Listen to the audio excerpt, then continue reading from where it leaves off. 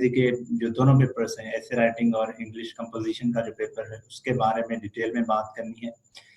इससे पहले हम अस्सलाम वालेकुम अज़ीज़ ख़वातीन व हज़रात, मेरा नाम मोहम्मद शरीफ है और मैंने PMS 2000 अस्सलाम वालेकुम अज़ीज़ ख़वातीन व हज़रात, मेरा नाम मोहम्मद शरीफ है और मैंने PMS 2018 Sindh public service commission के थ्रू क्वालिफाई किया, जिसमें 34th पोजीशन हासिल की और रिसेंटली मैंने CSS 2019 का रिटर्न भी क्वालिफाई किया है और उसके इंटरव्यू फाइनल रिजल्ट का भी इंतज़ार है। आज की वीडियो बनाने का मकसद आपसे ऐसे राइटिंग और अंग्रेजी के जो दोनों पेपर्स हैं, ऐसे राइटिंग और इंग्लिश कंपोजिशन का जो पेपर है उसके बारे में डिटेल में बात करनी है। इससे पहले हम CSS की एक ओरिएंटेशन के ऊपर बात कर चुके हैं, जिसमें हमने ये प्लान डिस्कस किया था कि आपने CSS की तैयारी कैसे शुरू करनी है। एज ए नोवाइस कैंडिडेट आपको क्या क्या इश्यूज आते हैं प्लानिंग के हवाले से, नॉलेज के हवाले से, आपके एटीट्यूड के हवाले से और ओवरऑल सब्जेक्ट को प्रिपरेशन करने के हवाले से। उसके बाद I just received a lot of messages के अंग्रेजी के पेपर में चूंकि अक्सरियत फेल होती है, more than 96% aspirants actually fail in this particular paper. तो मैंने किस तरह से PMS और CSS का ऐसे और CSS का तो 2 मरतबा ऐसे CSS 2018 in which I scored some 52 marks in my essay on the topic in fight against terrorism and corruption. It is imperative not to compromise on civil liberties and human rights. इसके ऊपर मैंने हासिल किए। तो without wasting any further time हम आज की गुफ्तगू की तरफ बढ़ते हैं, जिसमें हम ऑब्जेक्टिव पहले डिफाइन कर लेते हैं कि हम किन चीज़ों के बारे में बात करने जा रहे हैं और कैसे। तो CSS या PMS का जो ऐसे है उसकी गुफ्तगू को हम अगर बुलेट पॉइंट्स में डिवाइड करें ताकि हम सबके लिए इस लेक्चर से मुस्तफ़ीद होने में आसानी हो, वो 3 चीज़ें हम डिस्कस करेंगे कि एज ए नोवाइस एस्पायरेंट आप अपनी अंग्रेजी को कैसे इम्प्रूव करें। What are certain skills required? What are certain strategies required to actually improve your English? उसके बाद हम फिर बात करेंगे डिटेल में कंपोजिशन पेपर के ऊपर, जिसमें my humble assessment is कि failure is not an option, it is a choice. I say this based on my experience in 2018 CSS, in which I scored some 64 numbers in composition paper. And based on my score in PMS 2018 composition paper, in which I scored some 78 marks. तो हम इसके ऊपर detail में बात करेंगे। उसके बाद हम इंग्लिश ऐसे के ऊपर बात करेंगे कि उसमें क्या मसाइल हैं, क्या स्ट्रैटेजीज हैं उस पर्टिकुलर पेपर को क्रैक करने के हवाले से। तो सबसे पहले उन नए एस्पायरेंट्स के बारे में बात कर लेते हैं जो कि इस मसले से दो चार हैं कि भाई उन्हें अंग्रेजी कैसे इम्प्रूव करनी है। अंग्रेजी इम्प्रूव करने के लिए जो पहली रिकमेंडेशन मैं आपको दूंगा वो ये है कि आपका सबसे पहले ग्रामर के ऊपर काम होना चाहिए। ग्रामेटिकल पोर्शन जब तक आपका ठीक नहीं होगा, आप किसी भी तरह की कोई अंग्रेजी के बारे में लिखने के ऊपर दस्तरस हासिल नहीं कर सकेंगे। और ये जो ग्रामेटिकल पोर्शन आता है, इसमें आपने फॉर एग्जांपल अपने टेंसेस के ऊपर, एक्टिव पैसिव के ऊपर, नरेशन के ऊपर, translation, punctuation, parts of speech, उनकी करेक्शन, इन तमाम तर चीज़ों के ऊपर काम करना होगा, जिसके लिए आप किसी बेसिक बुक से भी शुरू कर सकते हैं। मिसाल के तौर पर to the point English grammar and composition by Aftab Ahmed. अगर आप एक नोवाइस कैंडिडेट हैं तो this is best book, you can go through this. उसके बाद आप ब्रेनन मार्टिन या दीगर काफ़ी सारी किताबें हैं जो कि फॉलो कर सकते हैं। आपका अल्टीमेट ऑब्जेक्टिव ये है कि ये चीज़ें आपने करनी है, इट डजंट मैटर कि फिर आप किसी बुक से कर रहे हैं। फिर आप इन सब चीज़ों की मैक्सिमम लेवल तक प्रैक्टिस करें, क्योंकि जब तक आपने रूल्स को फिर प्रैक्टिस नहीं किया होता तो ये आपकी लर्निंग शॉर्ट टर्म हो जाती है। आपने शॉर्ट टर्म लर्निंग को एक लॉन्ग टर्म लर्निंग में कन्वर्ट कर लेना है। सेकेंड चीज़ आपने जो करनी है वो ये है कि एज ए नोवाइस एस्पायरेंट हमें ये भी मसला आता है कि हम जो है ना कंटेंट के बारे में बड़े परेशान होते हैं कि हम क्या लिखें, लिखना तो चाहते हैं लेकिन कहाँ से लिखें। तो उसके लिए एक सिंपल टिप ये है कि आप ऐसा करें कि अंग्रेजी का अखबार जो भी आप पढ़ते हैं, अक्सर लोग एक कंपटीशन में लेके डॉन खरीद लेते हैं और फिर उनका सारा टाइम वोकैबुलरी के ऊपर चला जाता है। आप कोई भी ऐसी अखबार पढ़ लें जिसमें लैंग्वेज बड़ी आसान लिखी गई हो, जैसे द न्यूज़ है, द ट्रिब्यून है, द नेशन है, इनमें कंपैरेटिवली जो लैंग्वेज है वो बिल्कुल सादा लिखी गई होती है एज कम्पेयर टू डॉन। तो आप वहां से आर्टिकल्स पढ़ें, उन आर्टिकल्स को रोजाना की बुनियाद पर रीराइट करें और उनको किसी से असेस करा लें, क्योंकि असेसमेंट आपकी लैंग्वेज को, आपके एक्सप्रेशन को और ओवरऑल आपकी जो आर्टिकुलेशन है किसी भी चीज के बारे में उससे बहुत ही बेहतर जबरदस्त हद तक उसे साउंड बना लेती है। तीसरी चीज जो कि एज ए नोवाइस एस्पायरेंट आपने करनी है वो ये है कि जब आपने ग्रामेटिकल चीजें कर ली हैं तो फिर आप ऐसा कर लें कि टारगेटेड रीडिंग की तरफ भी जाएं, मुख्तलिफ एरियाज थीम्स की स्टडी करें एंड थीम बाय थीम अपनी स्टडी का जो स्कोप है उसे एक्सपेंड करें। थीम से मुराद क्या है कि आप मिसाल के तौर पर डेमोक्रेसी के ऊपर पहले 2-4 let's say detail research papers पढ़ लें, फिर टेररिज्म के ऊपर पढ़ लें, ताकि आपका एक एक पर्टिकुलर एरिया के बारे में एक डिटेल नॉलेज बेस डेवलप, क्योंकि नॉलेज बेस जब तक आपका फिर डेवलप नहीं होगा, कितनी भी आप एक अच्छी अंग्रेजी लिख लें, आपका उसको लॉन्ग टर्म अपने आर्गुमेंटेशन में ट्रांसलेट नहीं कर पा सकेंगे। उसके बाद हम सेकंड ऑब्जेक्टिव की तरफ बढ़ते हैं जो कि है हमारा strategies for cracking the toughest nut, English composition. English composition के पेपर की अगर आप बात करें तो ये 3 हिस्सों में डिवाइडेड है। मिसाल के तौर पर इन 3 हिस्सों के ऊपर बात कर लेते हैं कि वो क्या है। वो 3 हिस्से हैं, एक है आपका ग्रामेटिकल पोर्शन जो कि 25 मार्क्स का है, उसके बाद एक ग्रामिक पोर्शन 35 मार्क्स का, और तीसरा है फिर आपका स्किल बेस्ड पोर्शन जो कि 40 नंबर्स का है। इसको अगर हम और थोड़ा सा डिकंस्ट्रक्ट करें डिटेल में तो ये है कि जो इंग्लिश कंपोजिशन में आपका पहला ग्रामेटिकल पोर्शन आ जाता है, उसमें करेक्शन 5 नंबर की, नरेशन 5 नंबर की, फिर आपकी पंक्चुएशन 5 नंबर की और फिर ट्रांसलेशन 10 नंबर की आती है। ग्रामिक पोर्शन जो कि 35 नंबर का होता है, उसमें आपके idioms, phrasal verb, pair of words, एनोलॉजीज और फिर वोकैबुलरी आपके 20 नंबर्स की जो है वो इंक्लूडेड है। और आपको फिर एक स्किल बेस्ड पोर्शन होता है जिसमें आपकी प्रेसी एंड कॉम्प्रिहेंशन आती है, जिसमें आप 20-20 नंबर के जो है ना 2 क्वेश्चंस होते हैं जो कि आपने जो कि कुल मिला के 40 नंबर्स बनते हैं। अब यहाँ पे काम करने की आपने बातें बड़े गौर से सुननी है। हम में से अक्सर जो एस्पायरेंट्स की होती है जब वो शुरू वाली स्टेज पे होती है तो उनका ख्याल ये होता है कि जब तक हमने पूरी कोई जीआरई की डिटेल लिस्ट याद नहीं कर ली 3500 की, तब तक हमारा कंपोजिशन पेपर हल नहीं होना। हम में से अक्सर लोग इस पेपर को डिकंस्ट्रक्ट नहीं करते और इस प्री गाइडेड एक प्री अज्यूम्ड जो है ना अप्रोच के साथ जाते हैं कि भाई जब तक वोकैबुलरी में अगर हमने 18 से 20 वर्ड्स ठीक कर लिए तो we are just gonna pass this paper. Sadly this is not the case. ये अलहदा बात है कि 2018, 19 और 20 में कंपैरेटिवली वोकैबुलरी इतनी टफ नहीं आई, लेकिन उससे पहले जो वोकैबुलरी के जो 20 नंबर थे वो बड़े टफ थे, जिनके ऊपर रिलाय आप नहीं कर सकते। तो पहली चीज ये है कि आप वोकैबुलरी के ऊपर मैक्सिमम रिलाय ना करें, आप अपनी ग्रामर और अपने स्किल बेस्ड पोर्शन के ऊपर काम करें तो आप ज्यादा से ज्यादा स्कोर कर सकते हैं। पहली हाइपोथेसिस ये है।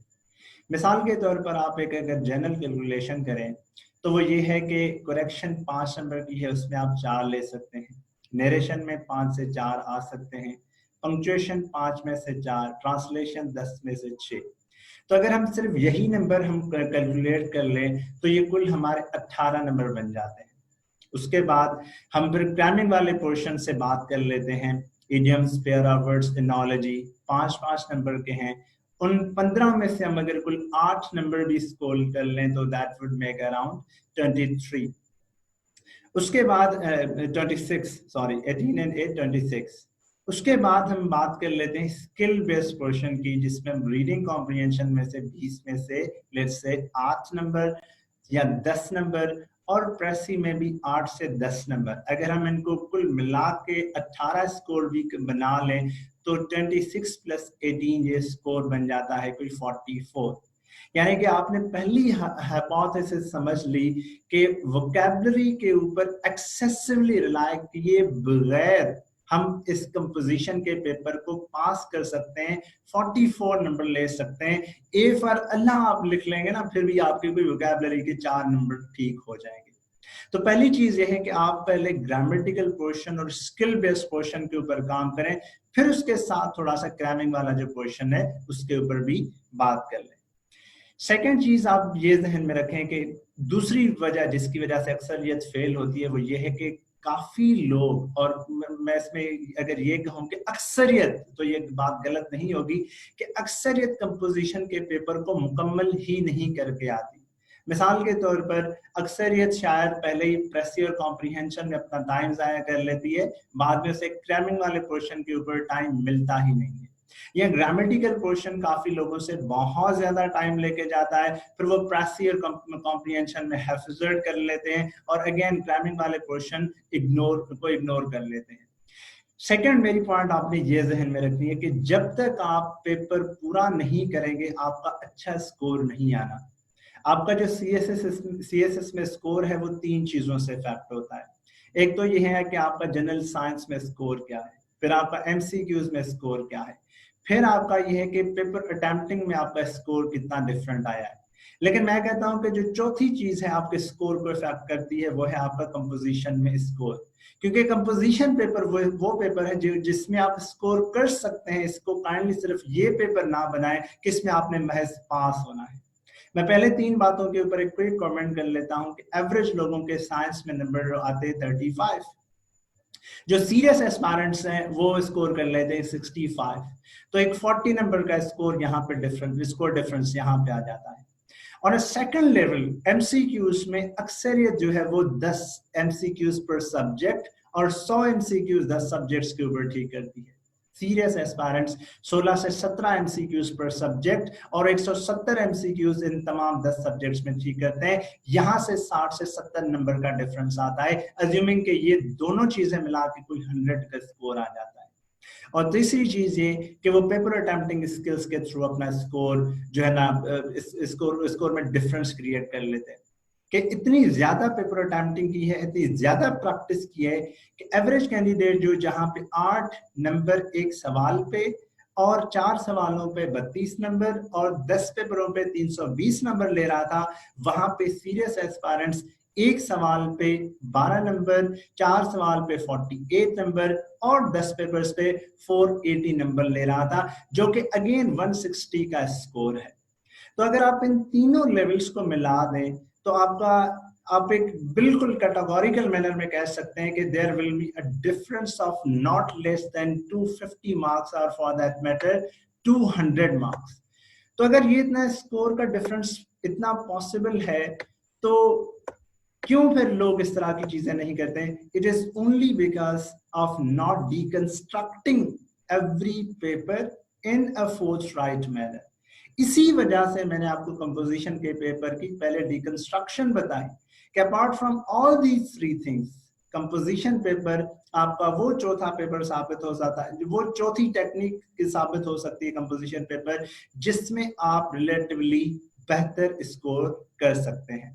तो कंपोजिशन के पेपर के लिए जरूरी है कि आप पहले ग्रामेटिकल पोर्शन को डेडिकेटेड टाइम दें।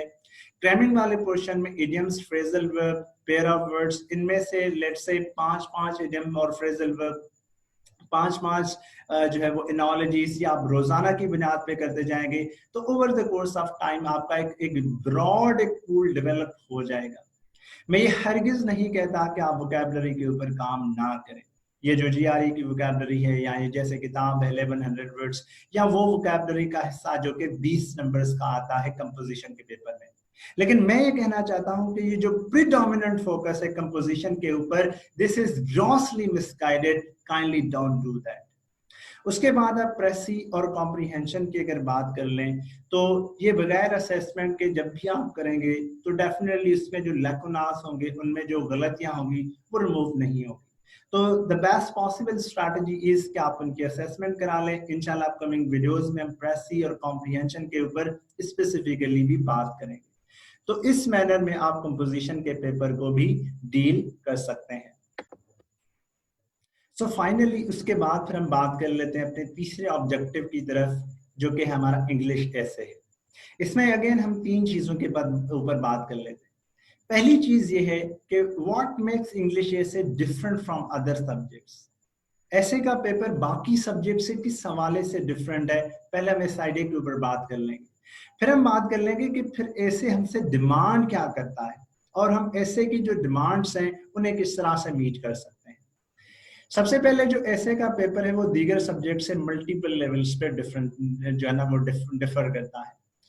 मिसाल के तौर पर ऐसे की एक चीज जो कि बाकी पेपर्स के ऊपर टेक्निकली जो है ना वो सबकत हासिल कर लेती है कि ये चूंकि पहला पेपर होता है तो इसका एक साइकोलॉजिकल जो समझ लें कि प्रेशर होता है वो कंपैरेटिवली ज्यादा होता है, क्योंकि इस पर्टिकुलर पेपर में जो फेल्यूर का रेशो है उसने खुद एक हाइप क्रिएट करके रखी है कि भाई अंग्रेजी का जो पेपर है, खासतौर पर जो एसे का पेपर है, दिस इज गोना डिसाइड कि यू आर पास और fail. This particular paper is going to let's say decide your fate.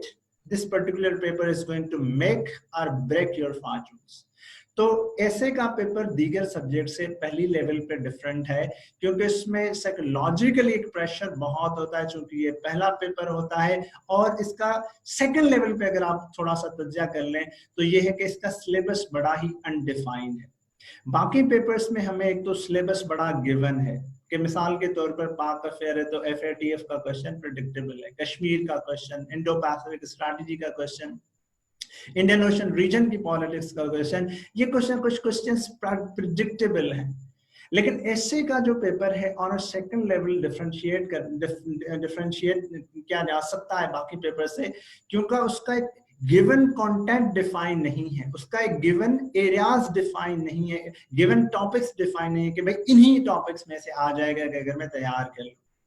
तीसरी चीज जो कैसे को एक मुख्तलिफ पेपर बनाती है बाकी पेपर से, वो ये कि बाकी पेपर्स में आपको अंग्रेजी में थोड़ी सी फ्लेक्सिबिलिटी दी जाती है कि कमान आपने कहीं प्रीपोजिशन का ठीक इस्तेमाल नहीं किया, आपने अप्रोप्रिएट वर्ब का इस्तेमाल नहीं किया ठीक, कहाँ पे आपने पंक्चुएशन मार्क ठीक नहीं दिए, करंट अफेयर्स, पाक affair, international relations, political science या किसी पेपर में, तो चलिए वहां पे एग्जामिनर थोड़ा सा फ्लेक्सिबल हो जाता है। लेकिन when it comes to English essay paper, sorry, there is no room for complacency. तो थर्ड चीज जो कि इस पेपर को डिफरेंट बनाती है वो है आपका इस पर्टिकुलर पेपर में करेक्ट इंग्लिश लिखना। जब तक आप एक एरर फ्री ग्रामेटिकल एरर्स आप अपनी अंग्रेजी में नहीं करेंगे तब तक आप इस पेपर के बारे में एक अच्छी जो है ना प्रोस्पेक्ट्स नहीं जो है ना इमेजिन कर सकते। चौथी चीज जो कैसे को डिफरेंट बनाती है वो ये है कि बाकी पेपर्स में रूम फॉर पास होने के लिए मैक्सिमम चॉइसेस है। मिसाल के तौर पर आपको MCQs की चॉइस है, मिसाल के तौर पर आपको 7 क्वेश्चंस हैं जिनमें आपने कोई 4 क्वेश्चंस करने होंगे। इवन आपने 4 ना भी अटेम्प्ट किए हों, 3 अच्छे अटेम्प्ट कर लिए हों, तो fairly you can score some 50+ and in best possible scenario even 60+। लेकिन ऐसे के पेपर में आपको सवाल ही एक है, तो एक सवाल के ऊपर इतना डिटेल मैनर में एंड आउटराइटली परफॉर्म करना to some extent this is a Hercules job. लेकिन अगर इसे आप एक टेक्निकली साउंड मैनर में लेके जाएं तो believe you me this is not any sort of Hercules job. तो इन तमाम तर हवालों से ऐसे का पेपर तो पहले हमने एस्टैब्लिश कर लिया कि वो बाकी सब्जेक्ट से डिफरेंट है।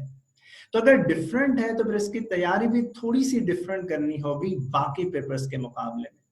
ये हमसे डिमांड क्या करता है, ये हमसे आप पहले ये एस्टैब्लिश कर लें कि जब डिमांड हमें क्लियर हो गई तो फिर हम उस डिमांड के मुताबिक एक प्लान ऑफ डेवलपमेंट बनाएंगे जो कि उसकी तमाम तरह डिमांड्स को मीट करेगा।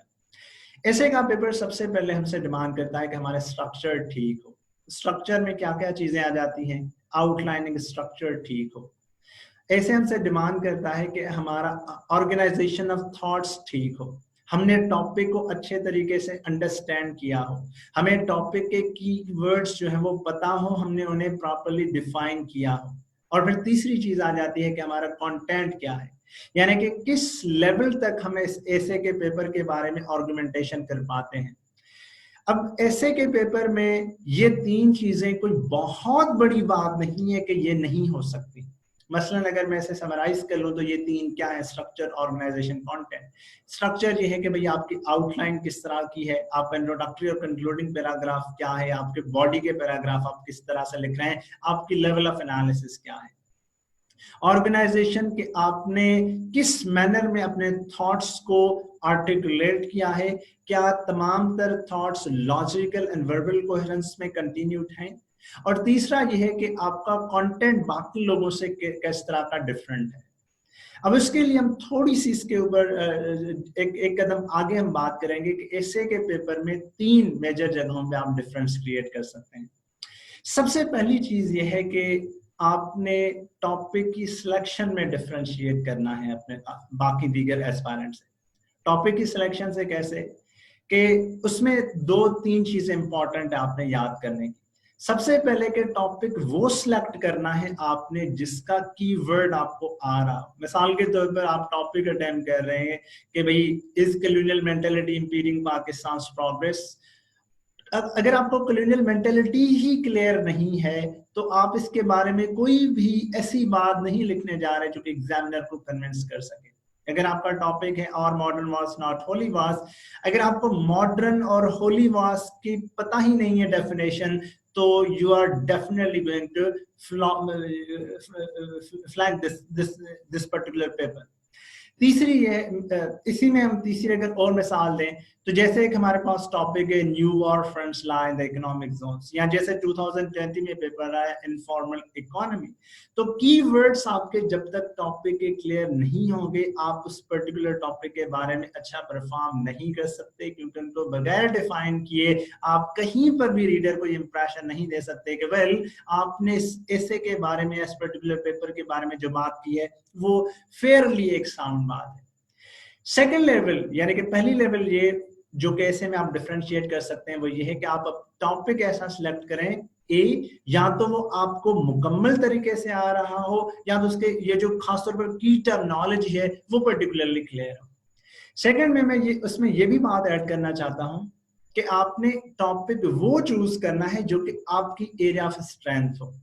आपकी एरिया ऑफ स्ट्रेंथ आपके नॉलेज बैकग्राउंड के मुताबिक हो सकता है कि पॉलिटिकल साइंस का बैकग्राउंड होने की वजह से आप new war fronts line economic zones, या demilitarisation is a key to global peace and cooperation, या dialogue is the best course to combat terrorism, या Pakistan and future of Kashmir cause, या फॉर दैट मैटर के changing global dynamics and Pakistan foreign policy, in essays के ऊपर अच्छा लिख लें। तो उन एसेस के ऊपर आपने अटेम्प्ट लेना है जहां पर आप समझते हैं कि वो आपके एरिया ऑफ स्ट्रेंथ है। अलबत्ता ऐसे के पेपर में कभी कभार हमें चॉइस भी मिलती है। मेरे नजदीक वो तमाम तर कैंडिडेट्स, वो तमाम तर एस्पायरेंट्स लकीएस्ट कैंडिडेट्स हैं जिनको ऐसे के पेपर में भी चॉइस मिले कि उन्हें 2 से 3 टॉपिक्स अच्छे तरीके से आ रहा हूं। अब उनकी डिस्क्रिप्शन है कि वो किस टॉपिक के ऊपर लिखने जा रहे हैं। तो ऐसी सिचुएशन में आपने उस टॉपिक को अटेम्प्ट करना है जो कि रीजनेबल माइनॉरिटी अटेम्प्ट कर रही है, कम लोग अटेम्प्ट कर रहे हैं, क्योंकि कम लोग जिस टॉपिक को अटेम्प्ट करेंगे उसमें फिर आर्गुमेंटेशन की रिपीटेशन बड़ी कम होती है। तो कम रिपीटेशन की वजह से आप अपना ओपिनियन बहुत ही साउंड मैनर में एस्टैब्लिश कर सकते हैं। लेकिन उससे पहले आर्गुमेंट की वजाहत आपने जरूर ध्यान में रखनी होगी कि अगर एक टॉपिक आपकी एरिया ऑफ स्ट्रेंथ है और 10,000 में से 9,999 लोग वो अटेम्प्ट कर रहे हैं, please do not hesitate in attempting that particular topic. तो ये टॉपिक की सिलेक्शन पहला एक इंडिकेटर है जिससे आप डिफरेंशिएट कर सकते हैं। सेकंड ये कि थिंक फॉर अ व्हाइल के टॉपिक हम सब ने एक यूज किया है, तो फिर अब डिफरेंस कहां पे क्रिएट कर लें। Here lies the second level. The second level on which you can create a difference in your essay paper is your levels of analysis, your lines of arguments, कि आप किस तरह के आर्गुमेंट्स प्रपोज कर रहे हैं। मिसाल के तौर पर टॉपिक आपके सामने डेमोक्रेसी, होप्स एंड हर्डल्स, तो आप हर्डल्स क्या लिख रहे हैं? भाई इलिटरेसी है, टेररिज्म है, ये इस तरह की ट्रेडिशनल आप वही बातें कर रहे हैं जो कि हर दूसरा तीसरा बंदा कर रहा है। तो in what manner you are going to differentiate yourself, in what manner you are going to create a relative difference। यहाँ हम और सादा सा एक टॉपिक ले लेते हैं, failure of democracy in Pakistan. आपका भी पहला आर्गुमेंट है कि military intervention is one of the reasons of failure of democracy in Pakistan. आप इमेजिन करें कि 10,000 में से 8,500 लोगों का ये पहला आर्गुमेंट है। In what manner you are going to differentiate? तो सेकंड लेवल ये है कि प्लीज आपने टारगेटेड रीडिंग करनी है जिसके थ्रू आप अपने नए आर्गुमेंट्स और खासतौर पर थ्योरेटिकल आर्गुमेंट्स के ऊपर जो है वो बात कर सके। कि मिसाल के तौर पर ओवर डेवलप्ड स्टेट स्ट्रक्चर, मिसाल के तौर पर the dynamics of post colonial garrison and security state and so on. इस तरह के कोई थ्योरेटिकल आर्गुमेंट्स होंगे तो उनमें आप दीगर लोगों से आउट परफॉर्म कर जाएंगे और वहां पे फिर रूम फॉर रेपुटेशन भी नहीं होगी, इवन इफ वो टॉपिक 10,000 लोगों ने अटेम्प्ट किया है। तीसरी चीज, और ये बड़ी इंपॉर्टेंट है, वो ये है कि इवन इफ, इसके ऊपर हम थोड़ी सी डिटेल में बात कर लेते हैं। इसके ऊपर बात ये है कि तीसरी चीज ये है कि इवन इफ आपका टॉपिक भी वही है, failure of democracy in Pakistan, जिसके ऊपर 10,000 लोग अटेम्प्ट कर रहे हैं, इवन इफ आपका पहला आर्गुमेंट भी यही है कि military intervention in Pakistan is one of the reasons behind failure of democracy, अब फिर आप कहां पर डिफरेंशिएट करेंगे? ये तीसरी लेवल आपने बड़े गौर से सुननी है, वो ये है कि आपकी लेवल ऑफ एनालिसिस। अब जो ट्रेडिशनल लोग होंगे वो ये जनरल बात लिखेंगे कि भाई मिलिट्री इंटरवेंशन हुई है मुल्क में, 54 में पहले उसके इंडिकेटर्स मिले, 48 में जिन्ना साहब की डिसओबे हुई, 1958 में पहला मार्शल लॉ लगा, फिर 69, 79, 1990, 1999 एंड 2007, इसकी वजह से ना जो डेमोक्रेसी वो डीरेल हुई है। लेकिन जो स्मार्ट एस्पायरेंट्स होंगे उनकी एनालिसिस बड़ी डिफरेंट होगी और उनकी एनालिसिस में टेंजिबल इंफॉर्मेशन होगी, रेफरेंसेस होंगे, कोटेशंस होंगी एंड फैक्चुअल डेटा होगी। मिसाल के तौर पर इसी आर्गुमेंट को कि military intervention is one of the fundamental reasons of failure of democracy in Pakistan, उसमें 2 से 3 लोग हैं या कोई 200 से कोई 300 तक लोग हैं जो कि इस तरह के रेफरेंस दे रहे हैं कि भाई in her book democracy and authoritarianism in South Asia, Ayesha Jalal opines that military enjoys veto power when it comes to Pakistan's political affairs. The political role of the military journalists has been one of the predominant reasons in failure of democracy in country. तो आप note करें कि एक individual जो कि बिल्कुल traditional सा analysis दे रहा है वो कहाँ पे डिफरेंशिएट कर रहा है। ट्रेडिशनल लोगों के तो इवन कोटेशन भी यही होते हैं कि it is the government of the people for the people by the people. Come on, ये तो 10,000 में से 9,999 लोग ये कोटेशन इस्तेमाल कर रहे हैं। In what manner you are going to analyse this topic differently?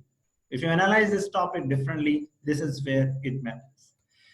सो ये बुनियादी बातें हैं जिनके ऊपर आपने जहन काम करना है। तो फिर आपके काम करने का आगे तरीकेकार क्या होगा, उसके ऊपर ये है कि बात ये है कि आप रीडिंग अपनी टारगेटेड करें, एरियाज जो है ना डेवलप कर लें कि भाई democracy, education, terrorism, globalisation, populism, media, human rights, war, उसके बाद से सोशल मीडिया, ये वो तमाम तर एरियाज हैं जिनके ऊपर आपने डिटेल मैनर में पढ़ना होगा और फिर आपने उनको पढ़ के पहले 5 से 6 एसेस प्रिपेयर्ड लिखने होंगे ताकि आपका एक और नॉलेज बेस डेवलप हो जाए।